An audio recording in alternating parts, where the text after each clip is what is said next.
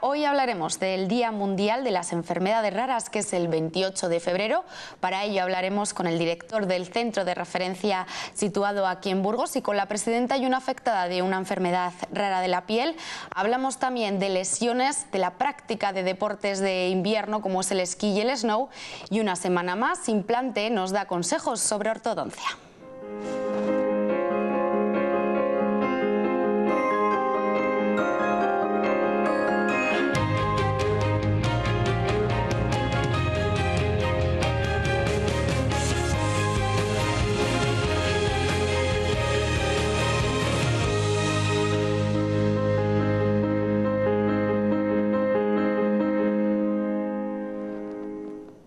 Como les decíamos, el 28 de febrero es el Día Mundial de las Enfermedades Raras. Están diagnosticadas cerca de 7.000 enfermedades de este tipo y bueno, pues llevan una serie de cuidados que es lo que hacen, el objetivo del centro de referencia situado aquí en Burgos. Para ello estamos con su director. Muy buenas noches, Aitor, ¿qué tal? Buenas noches. Bueno, pues es el centro de referencia, el centro de enfermedades raras situado aquí en Burgos. ¿Cuántas enfermedades raras se diagnostican o se diagnostican aquí en Burgos? Sí. Bueno, en realidad el centro de referencia es un centro sociosanitario, por lo tanto acceden a los servicios y a las atenciones afectados ya diagnosticados desde los hospitales. Por tanto, podemos decir que ahora mismo, después de casi 5 años que llevamos funcionando como centro de referencia, habrán pasado afectados representando a unas 220 enfermedades raras diferentes. Sí, hablábamos que hay cerca de 7.000 enfermedades raras y que unos 3 millones de españoles las padecen. ¿Cuál es el objetivo de este centro? Bueno, el centro lo que pretende principalmente es de ámbito nacional, es un recurso público, por tanto intenta acercarse y ser un servicio de atención integral y multidisciplinar a todos los afectados y familiares de todo el ámbito nacional. Y por tanto lo que intentamos dar es servicios sociales, atención directa desde los puntos de vista de fisioterapia, terapia ocupacional, logopedia, maestras de infancia, pedagoga, que intentan dar el segundo pie de apoyo con respecto a lo que es el apoyo sanitario y de investigación, que también es muy necesario en los afectados por enfermedades raras. En cuanto a la investigación, ¿qué apoyo se le ha dado? ¿Ha evolucionado con respecto a lo mejor a algún tipo de enfermedades o hay otras que se las ha dejado más abandonadas? Bueno, dados cuenta de que es un número muy considerable de enfermedades raras, es difícil poder investigar y, vamos a decirlo así, que todas las enfermedades puedan estar al frente para poder hacer la investigación. Nosotros, como centro sociosanitario, intentamos hacer investigación social. Desde el punto de vista sanitario, los hospitales y los centros de referencia de CESUR intentan dar esa salida y esa opción de investigación a las enfermedades que más igual tienen posibilidades para hacer investigación. ¿Cómo ha evolucionado un poco el trabajo con los usuarios? ¿Cuántas personas hay en el centro trabajando con estas enfermedades? La verdad que el centro somos 70 trabajadores, de los cuales 30 son profesionales especializados del inserso, y lo que intentan dar es un poco esa atención y ese centro, esa referencia como centro estatal, incluso con relaciones internacionales, para poder unificar y crear unos criterios comunes a la hora de actuación. Y por tanto se ha evolucionado mucho desde hace 5 años, desde 2009 hasta ahora. Han pasado casi 10.000 afectados y familiares por el centro, y cada año la respuesta y la atención que se da a los usuarios es mayor, claro. Nos acompaña también en el plató de cita previa la presidenta y afectada de la Asociación Española del Pénfigo, Pénfigoide y otras enfermedades vesículoampollosas. Muy buenas noches. Hola, Esther. No sé si lo he dicho bien. Lo has dicho perfectamente. Bueno, ¿qué es esto? Mira, este tipo de patologías son enfermedades autoinmunes, ampullosas, que claro, tú dices, ¿esto qué es? Entonces, bueno, se traduce en que nuestro sistema autoinmune ha rechazado nuestra propia piel y las mucosas. Y entonces, como piensa que les tilda entre virus y bacterias a las proteínas que unen las células dérmicas y epidérmicas, lo que hace es tratarlo como virus o proteínas y las quema.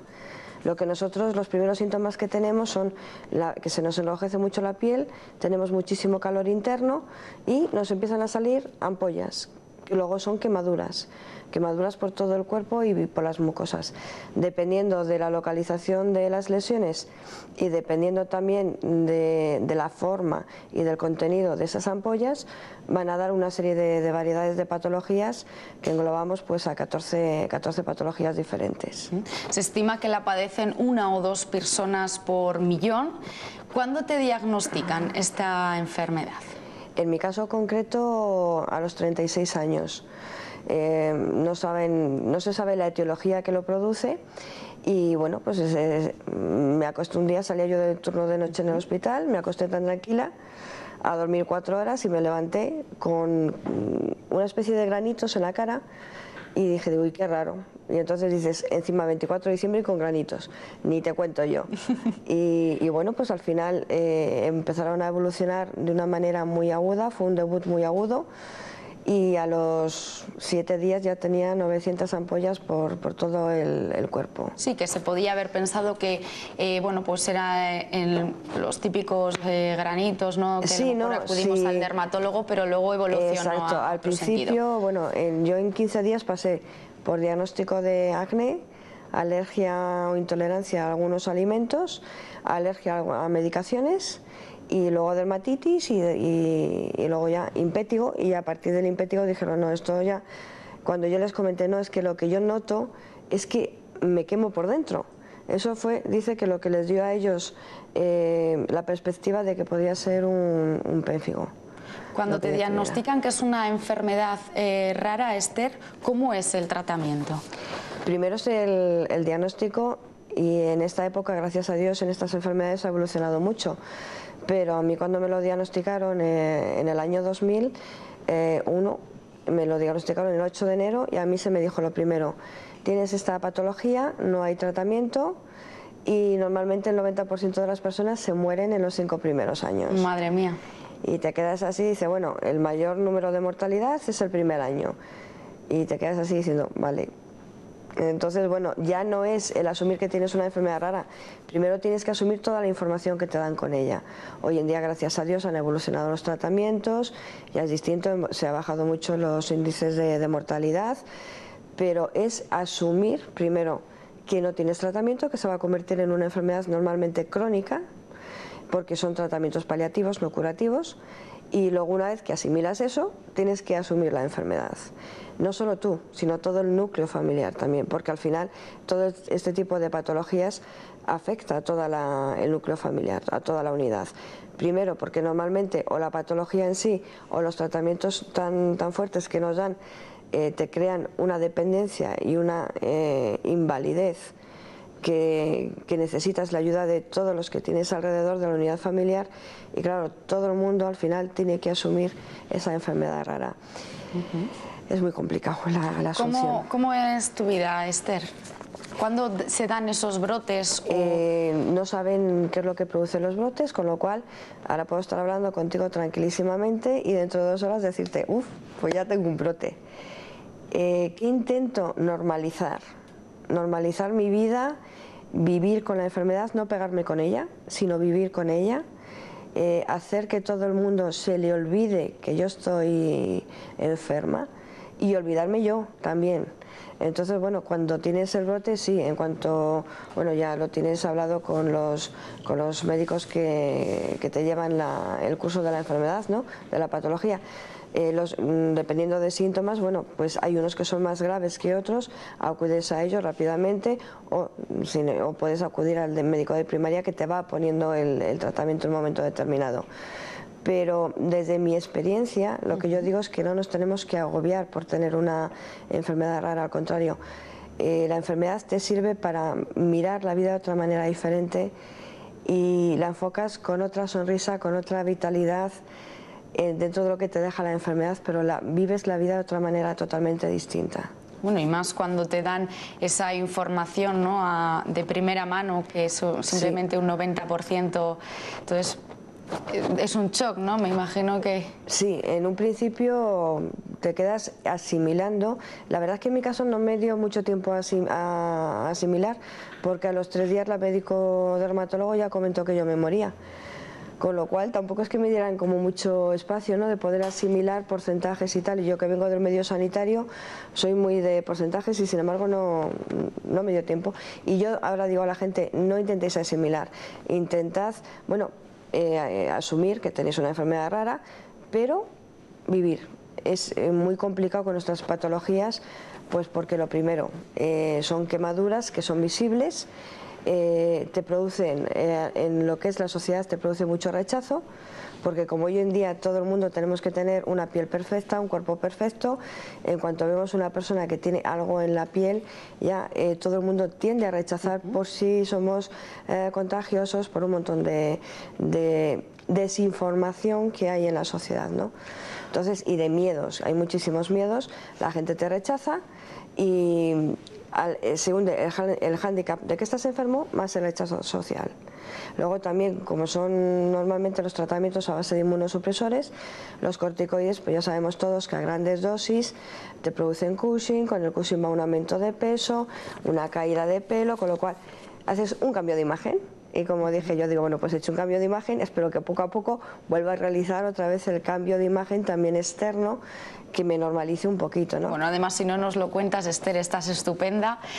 Me imagino que unos consejos también que queréis transmitir, ¿no?, desde la asociación como presidenta. A ver, consejos, sí. Normalmente son enfermedades que invalidan mucho. La gente se queda en su casa pensando que son únicos. Cuando te dan los porcentajes dices, jo, ¿y por qué me toca a mí? Porque hay algunas de las patologías nuestras que no se da uno cada millón, sino que se da cada 4 millones. Entonces dices, ¿y por qué a mí me ha tocado, no? Mira, yo siempre digo, no te hagas esa pregunta, ¿lo tenemos, no? Vale, como lo tenemos, vamos a intentar convivir con ello. Primero, vamos a medicarnos, vamos a tratar todos los efectos secundarios de los tratamientos, normalizando. Mira la vida con una sonrisa. Todos los días levántate con una sonrisa, porque es un privilegio el vivir cada día. El día que vives es maravilloso, porque con todo lo que te han comentado, que te puedes morir y todo esto, cada día se vive de una manera distinta. Sonríete, es fundamental. Y a todo el mundo les digo, a ver, no os quedéis en vuestros sillones apoltronados, porque además, claro, las quemaduras duelen, se rompen las ampollas, te quedas en carne viva, y les digo, a ver, por favor, intentad sonreíros, es lo único que os queda, la sonrisa y la alegría, no la perdáis nunca. Entonces, desde la asociación intentamos transmitir un mensaje de ilusión, de esperanza. Luego, sí que es cierto que en los últimos 5 años con tratamientos biológicos hemos aumentado muchísimo la supervivencia y la calidad de vida de todos los afectados de estas patologías. Entonces, es decir, mirad que es que tenemos un camino muy bueno, muy bonito, y tenemos que estar todos unidos para luchar. Pues Esther, Aitor, nos hemos quedado sin tiempo, volveremos a hablar bueno, pues un poco de este centro y de las enfermedades raras que hay. Muchísimas gracias por acompañarnos y bueno, pues por seguir normalizando este tipo de enfermedades. Muy bien, buenas noches. Vamos a ver ahora una noticia sobre una inmigrante que le han concedido la tarjeta sanitaria tras habérsela denegado el Instituto de Seguridad Social y tener la residencia aquí en España. Margarita tiene 81 años y es colombiana de origen, tiene múltiples patologías y es dependiente de su hija. El 22 de junio de 2012 pidió la residencia puesto que su hija cotiza a la Seguridad Social. Alega que se le niega este derecho porque efectivamente ella obtuvo la tarjeta de residencia por régimen comunitario, dependiente a su vez de su hija, con posterioridad a esta normativa del 24 de abril del 2012. Con posterioridad, por tanto, si antes no tenía esa tarjeta de residencia, queda totalmente excluida. La mujer cumplió los requisitos para ostentar la condición de asegurada: no tener ingresos superiores a 100.000 euros, carecer de cobertura sanitaria por otra vía y ser titular de una autorización para residir en territorio español. Cuando hace aproximadamente 5 años atrás que operaron a mi padre el corazón, yo tenía las tarjetas de residencia de ellos en mi cartera. Y claro, como me tuve que desplazar a León porque le operaron del corazón a mi padre y estuvo 2 meses en coma, entonces se les venció el permiso de residencia y yo, porque tenía la cabeza en mal puesto por lo que le estaba pasando a mi padre, entonces dejé pasar la fecha de renovación. Entonces se quedaron sin papeles. Ahora el fallo reconoce que Margarita cumple todos los requisitos exigidos para ser asegurada. Tras una larga lucha, Margarita ya cuenta con su tarjeta sanitaria.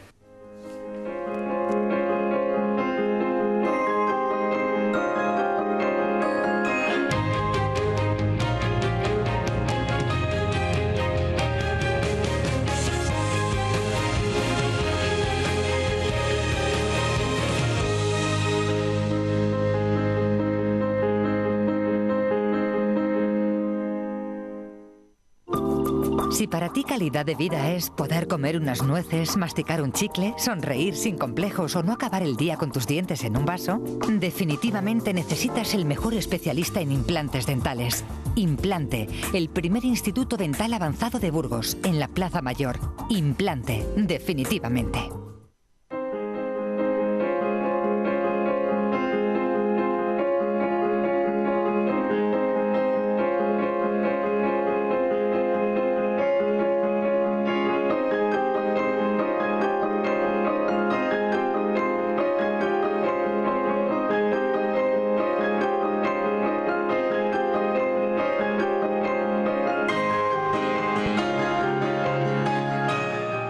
Hablamos ahora de ortodoncia y en concreto de los aparatos como los brackets de la mano del Instituto Dental Avanzado de Implantología, Implante.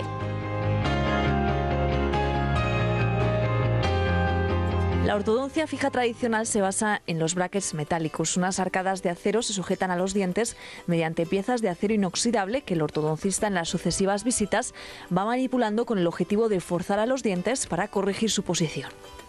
Recientemente se han desarrollado nuevos sistemas para sustituir esos brackets de metal por brackets de zafiro. Son transparentes y se pegan a la superficie exterior de los dientes tomando su color.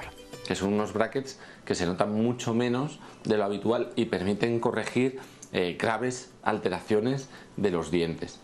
También existe una ortodoncia que se llama la ortodoncia invisible. Es una ortodoncia que digamos que no es tan efectiva, es decir, nos va a permitir corregir pequeños apiñamientos, pero tiene la gran ventaja que el paciente no lo nota. Ahora bien, el precio es el doble y el tiempo de tratamiento es el doble, con lo cual al final pues hay que ver qué nos compensa más. La ortodoncia también se puede colocar en pacientes que han tenido una alteración periodontal y que ya está controlada. Lo usamos porque esa enfermedad periodontal viene ocasionada de la alteración en la posición de los dientes que facilita el acúmulo de alimento y que facilita la inflamación de las encías. Entonces, si nosotros posicionamos los dientes en una situación correcta que permita una mayor higiene, pues esos pacientes obtendrán un beneficio. La edad para ponerse ortodoncia y corregir las alteraciones óseas es entre los 8 y los 9 años. Aún tenemos los dientes temporales y gran potencial en crecimiento. No hay límite de edad a la hora de ponerse ortodoncia, pero sí existen límites cuando se quieren corregir alteraciones. A partir de ahí también sigue existiendo el crecimiento óseo, pero alteraciones más graves pues nos va a costar más tiempo tratarlas. Entonces, el crecimiento, ¿cuándo termina? El crecimiento termina en la mujer alrededor entre los 19 y 20 años y en el hombre entre los 20 y los 21. Entonces, hasta esas edades podemos tratar alteraciones esqueléticas y a partir de ahí solo corregiremos alteraciones dentarias, es decir, en la posición de dientes. Si queremos corregir alteraciones esqueléticas tendremos que ir a una cirugía en la cual se haga una sección del hueso y se haga un avance maxilar o un avance mandibular dependiendo de la situación del paciente. También es bueno recurrir a la ortodoncia cuando la periodontitis ha generado una separación de los dientes o también en tratamientos de estética. Si vamos a hacer un tratamiento rehabilitador, un tratamiento de estética, nosotros lo recomendamos porque va a permitir, por ejemplo, que un paciente que ha perdido la papila, la unión de la encía entre un diente y otro, al traccionar con esos de los dientes, incluso antes de poner los implantes, estamos hablando de un paciente que está controlado y que se le van a colocar implantes porque esos dientes ya tienen mucha movilidad. Pues nosotros lo que hacemos es poner ortodoncia para traccionar de esos dientes, regenerar todo el tejido blando que ese paciente ha perdido y a partir de ahí colocar implantes y poder rehabilitar, poder dejar esas fundas en una situación mucho más bonita, ¿no? Vamos a tener en cuenta que si por ejemplo nos vamos a colocar unas carillas en el sector anterior, es importante saber no solo el borde de dónde va a quedar esa escarilla, sino también de dónde vamos a partir. Es decir, la posición del diente en la encía. Nosotros podemos dejar unas carillas preciosas, pero si la posición de la encía no es la correcta, nos va a quedar un diente mucho más largo y desproporcionado respecto del resto. Entonces, lo que hacemos antes de hacer cualquier tratamiento de ortodoncia es alinear esos dientes correctamente en la encía y después ya poner la ortodoncia y después hacer el tratamiento estético, ¿no? A la hora de llevar estos pasos, los ortodoncistas de implantes son los encargados de determinar cuál es la mejor alternativa para conseguir un resultado excelente en el paciente. La mayoría de las lesiones de los deportes de invierno se podrían evitar, bueno, pues con más prudencia y con más preparación. Son muchas las lesiones que se provocan a raíz de los deportes de invierno, como es el esquí y el snow. Para ello vamos a hablar con una masajista especializada en este tipo de deportes. Sonia, muy buenas noches. ¿Qué tal? Buenas noches. Bueno, pues no se tiene mucha prudencia, ¿no?, a la hora de hacer estos deportes, ¿no?, del esquí, del snow, que son los más tipos de deportes de invierno. Mucha gente se lanzan al vacío, ¿no?, como quien dice, llevando, bueno, pues todo un año de sedentarismo. Efectivamente. ¿Cuáles son las lesiones más típicas en este tipo de...? Pues en el caso de esquí, sobre todo el tema de la rodilla, también tobillos, a pesar de que la bota lo está protegiendo, hombros. En el caso de snow es muy típico, muñecas, hombros, más articulación, o sea, más extremidades superiores. Y, bueno. La rodilla suele ser la lesión que más se padece, ¿no?, sobre todo en este tipo de deportes como es el esquí. ¿Qué recomendamos a las personas que padecen de este problema de rodilla? Es muy importante la prevención, por supuesto, el hacer una actividad física preparatoria para antes de ir a hacer estos deportes, con lo cual habría que buscar un profesional que haga una preparación física. Cuanto más adaptada al deporte que vamos a practicar, mucho mejor. No vale solo con ir al gimnasio. El masaje también podría ayudar antes de ir a la práctica deportiva para las sobrecargas o contracturas que pueda haber anteriores, un poco para prevenir. Y luego el tema del material deportivo, que sea lo más apropiado, adaptado a cada persona, a la altura, que las fijaciones estén bien colocadas, ¿vale?, ni muy fuertes ni muy suaves. Y luego el tema de la técnica a la hora de realizar estos deportes es muy importante. Y es que se ha visto que la mayoría de las lesiones son producidas en principiantes, es decir, gente que no tiene la experiencia, la técnica adecuada, que no tiene el uso adecuado del material y que no tiene, por supuesto, la preparación física apropiada. O sea que podríamos decir que son los de menor experiencia, ¿no?, los que se producen este tipo de lesiones. Efectivamente. ¿Cómo se rehabilitan estas lesiones, Sonia? Rehabilitar, bueno, en el caso de rehabilitación, si es una lesión que requiere de un tratamiento rehabilitador, serían fisioterapeutas. En el caso de que fuesen tejidos blandos y un masajista deportivo pudiese descargar la musculatura, quizás sería una función multidisciplinar, ¿no?, un preparador físico, un fisioterapeuta, un masajista. Cuantos más profesionales puedan dar todas las prevenciones adecuadas, muchísimo mejor para garantizar que no se producen lesiones. Bueno, hemos hablado del equipamiento, ¿no?, que es muy importante, como los cascos, en el caso del esquí o del snow, rodilleras. ¿La meteorología también es importante? Efectivamente. El estado de las pistas, la meteorología, el material debe de también, por ejemplo, el caso de las gafas debería de estar adaptado a la condición meteorológica que haya en cada momento. Sí, no solo son lesiones físicas, sino que también son lesiones de piel, ¿no? En el caso de que hay que ponerse gafas para este tipo de sol. ¿Es recomendable, Sonia, llegar, por ejemplo, en el caso del esquí, ¿no?, llegar a las pistas, subir sin haber hecho una preparación antes? El calentamiento es necesario en toda práctica deportiva, el que haya una actividad que sea aeróbica y luego unos estiramientos que faciliten el hecho de comenzar la práctica deportiva. ¿Qué estiramientos, por ejemplo, son los más sencillos que puede hacer todo el mundo individualmente? Piernas, principalmente, muslos, isquiotibiales, gemelos. ¿Vale?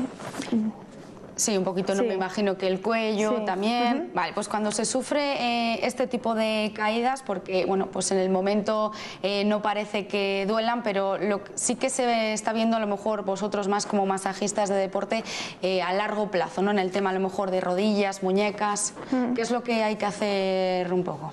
Somos muy propensos a ya se me pasará el dolor e irlo dejando, ¿no? Y hay muchas lesiones que si no se tratan en los tiempos adecuados, luego requieren mucho más tiempo y a veces no se recupera del todo la funcionalidad de la articulación, por ejemplo. Entonces sí que sería conveniente, y creo que es algo que es importante que la gente se conciencie de que hay que tratarlo cuanto antes, de que no necesariamente se va a pasar el dolor y que independientemente de que se pase o se cronifique, es necesario un tratamiento cuando se ha producido una lesión. Recomendable, por ejemplo, si hay dolores de rodilla o de muñeca, a pesar de que solo te duele en esos momentos cuando vas a esquiar, hay que acudir, ¿no? Me imagino al masajista porque bueno, pues llegan a largo plazo. Sí, en muchas lesiones como por ejemplo son hombro y rodillas, son articulaciones muy importantes en nuestra vida diaria y que si no se hace un tratamiento adecuado, no se recupera, pueden impedir a largo plazo realizar prácticas deportivas, pueden impedir en tu vida diaria, o sea que son articulaciones muy importantes para nuestra... Es importante. Pues Sonia, muchísimas gracias. Dar consejos, prudencia a la hora de esquiar y de hacer snow y sobre todo calentar antes y después para las agujetas. Gracias. Y nosotros nos vemos la próxima semana. Que pasen buena semana. Buenas noches.